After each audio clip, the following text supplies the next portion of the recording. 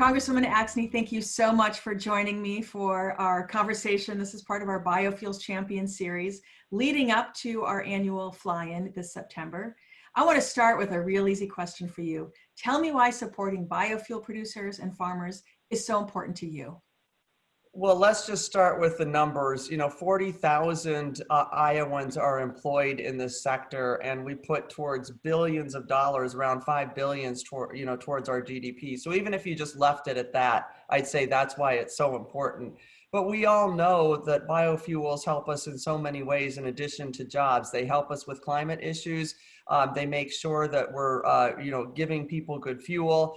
We've got byproducts like DDGs and CO2 that we sell.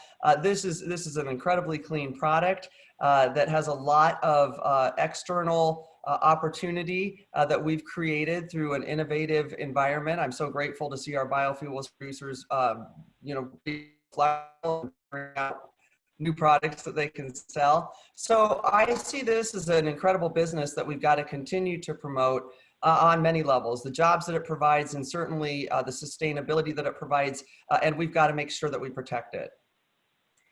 You've been a very active member of the House Biofuels Caucus and recently joined 30 of your colleagues in sending a letter to Senate leadership, encouraging them to make sure that the next round of COVID relief does include biofuels.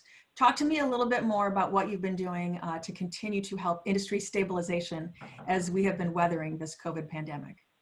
Yeah, so obviously we've been taking it on the chin here in agriculture in general over the last several years, and certainly with ethanol, with the renewable fuel standard waivers. And so we felt that it was really important on the House side of things to ensure that the industry itself, the biofuels industry, is supported. There are multiple industries within our economy right now that are suffering more than others are. And we've got to make sure that those particular industries receive a direct infusion. This business of the Senate not putting in biofuels direct language that we did in the House is really upsetting to me. And just to say that, that there's going to be a hornet's nest or there's going to be trouble if, for instance, the USDA doesn't follow through because they should have authority. That rings hollow with me because the USDA hasn't been stepping up and doing what they need to be doing to support our biofuels industry. So, it's so important that we get this direct language in there. It's got to be in there. That's why we fought really hard for it. We're continuing to just put the pressure on, writing letters to leadership, continuing to work with my Senate colleagues here in Iowa, certainly talking on a regular basis with the speaker and the leader and pushing this agenda.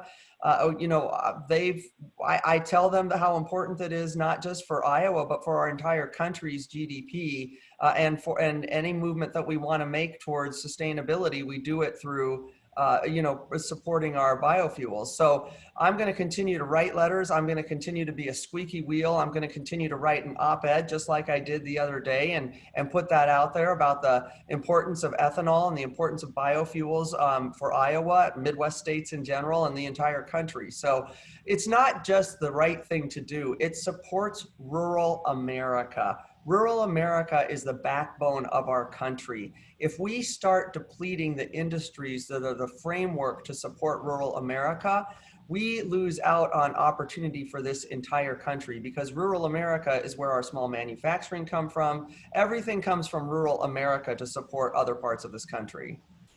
I couldn't agree more, and we need you to continue to be that squeaky wheel, so thank you. Let's talk about another thing that has really been the bane of our existence, small refinery exemptions. As we look as an industry, we want to get on that road to recovery, and then we want to regain our momentum. We want to focus on consumers using higher blends of ethanol. Talk to me about just how critical it is to address these small refinery exemptions once and for all for your farmers and your biofuel producers. Well, right now, these SREs have certainly, they've decreased demand by billions of gallons. So we're already in the hole. Unfortunately, we saw some favoritism as was right by the law with the 10th Circuit decision, but we're seeing, unfortunately, an EPA that wants to continue to manipulate law in the favor of big fossil fuel companies. And so we're going to continue to have to put the pressure on them, just as I've been doing early on with the Office of Inspector General inspection into the EPA's issuance of those waivers. The law's on our side. Right now, as far as I see it, this administration, by allowing the EPA, which is in this administration, to continue to pursue of going backwards in time and issuance of waivers is against the law. And so we've got to continue to push back on this. It's not, we've got to get these gallons back. If we don't get these gallons back, we set a framework that lowers our demand by billions of gallons. And the impact on corn growers, on our entire agriculture system, row crops in particular, is going to be devastating. So we have our annual fly-in, our big fly-in in a couple weeks here in September. And usually we're going to be coming to your office in person. This year it's going to be a virtual conversation, and I look forward to having it with my members around me on screen. Tell me why it's so important for you to hear directly from our members, from our producers, from our industry supporters.